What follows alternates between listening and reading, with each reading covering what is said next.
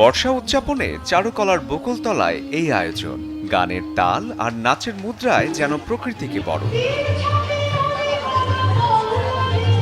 খুবই খুবই চমৎকার লাগছে, মানে ভাবতে অবাক লাগছে যে প্রকৃতির সাথে এই যে একটা অনুষ্ঠানটা করছে, এটা আমরা প্রাণবন্ত ফিল করছি, খুবই ভালো লাগছে। ভিন্নধর্মী একটা উৎসবে অপরিচিতজন সবাই মিলে এসে আমাদের খুবই ভালো লাগছে, শুধু আমরা বৃষ্টিটাকে মিস করছি।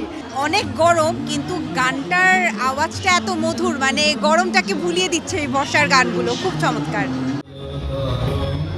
ঢাকা বিশ্ববিদ্যালয় ও একটি ড্যান্স একাডেমির আয়োজনে ঘনঘটা ২ শিরোনামের এই অনুষ্ঠানে অংশ নেন ৩০০-রও বেশি শিল্পী।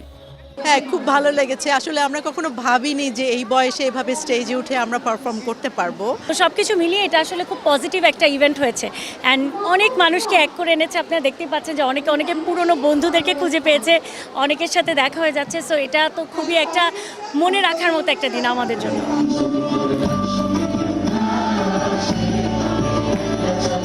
বর্ষার এই ছন্দ শুধু মঞ্চেই আটকে থাকেনি, পৌঁছে গেছে মানুষের কাছে।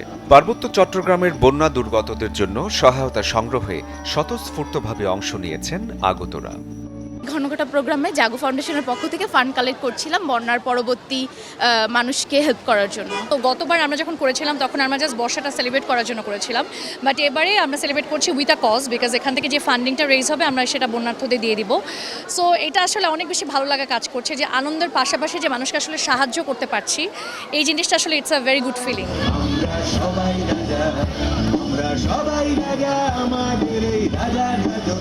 বকুলতলার এই আয়োজনে কেউ খুঁজেছেন বাংলার সংস্কৃতি, আর কেউ খুঁজে পেয়েছেন মানুষের পাশে দাঁড়ানোর সুযোগ, যেন বর্ষার ছন্দে লেখা এক মানবিক গল্প।